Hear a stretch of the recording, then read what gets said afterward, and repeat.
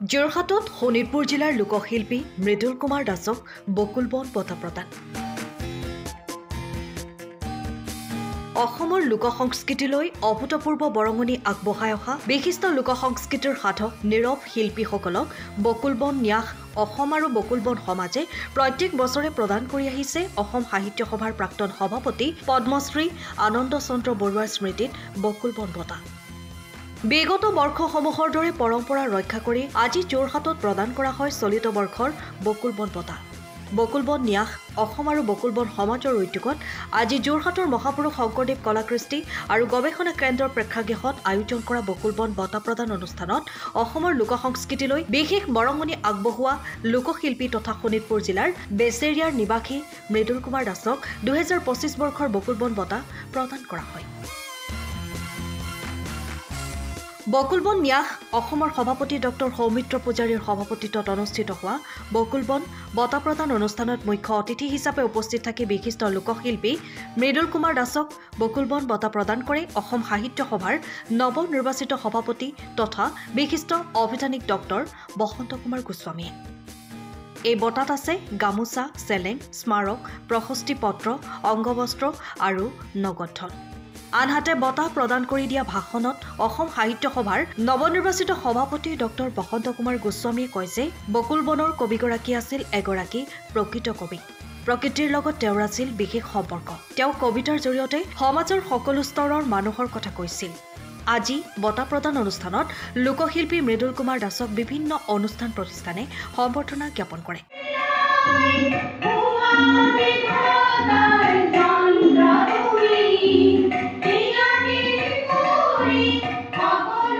লগতে অনুষ্ঠানত লোকশিল্পী মৃদুল কুমাৰ দাসে অনুষ্ঠান পৰিৱেশন কৰি উপস্থিত ৰাইজক আপ্লুত কৰি তোলে।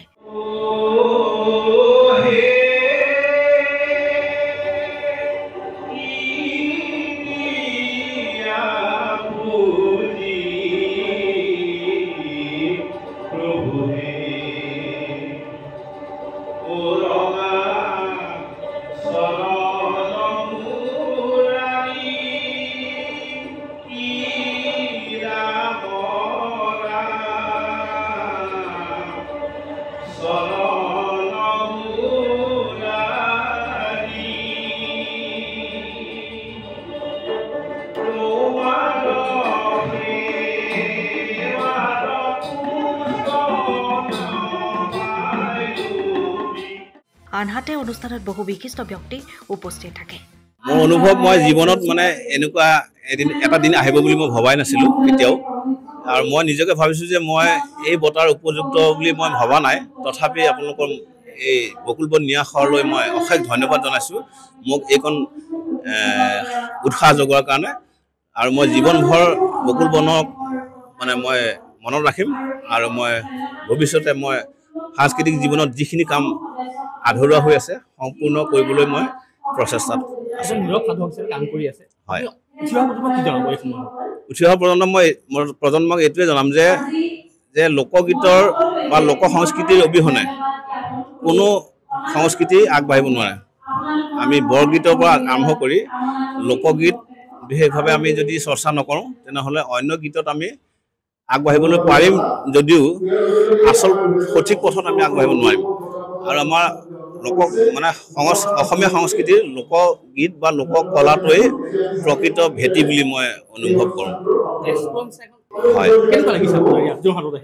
মই মানে এনেকুৱা আনন্দ অনুভৱ জীৱনত প্ৰথমবাৰৰ বাবে কৰিছোঁ। মই খুব ভাল লাগিছে। আজিৰ নিচিনা মোৰ অনুভৱ কেতিয়াও ভৱিষ্যতে হয়তো নহ'ব বুলি মই ভাবিছোঁ। আপোনাৰ নামটো? মৃদুল দাস। আজি অসম বকুলবন ন্যাসে 2004 চনৰ পৰা যি বকুলবন বঁটা প্ৰদান কৰি আহিছে অসমৰ লোককলা সংস্কৃতিৰ সাধকসকললৈ, সেই বঁটা এই বছৰ 2025 বৰ্ষত আজি আগবঢ়োৱা হ'ল। বকুলবনৰ কবি পদ্মশ্ৰী অসম সাহিত্য সভাৰ প্ৰাক্তন সভাপতি আনন্দ চন্দ্ৰ বৰুৱাৰ মৃত্যুতিথিত তেখেতৰ পুণ্য স্মৃতিত শ্ৰীযুত মৃদুল কুমাৰ দাসলৈ, তেখেত এজন লোকশিল্পী, তেখেতে বিভিন্ন লোকবাদ্য তৈয়াৰ কৰে, তেখেতে বনায়, এইসমূহ বজায় আৰু বিভিন্নজনক এইবোৰ শিকায়। এই যি আমি পৰম্পৰা আৰু ঐতিহ্য তৈয়াৰ হৈছে বকুলবন বঁটাৰ, ইয়াত আজি অনুষ্ঠানত যোৰহাটৰ বিভিন্ন গুণী জ্ঞানী ব্যক্তিৰ উপস্থিতিত অসম সাহিত্য সভাৰ নৱনিৰ্বাচিত সভাপতি ডক্টৰ বসন্ত কুমাৰ গোস্বামীয়ে মৃদুল কুমাৰ দাস ডাঙৰীয়াকে এই বঁটা প্ৰদান কৰে।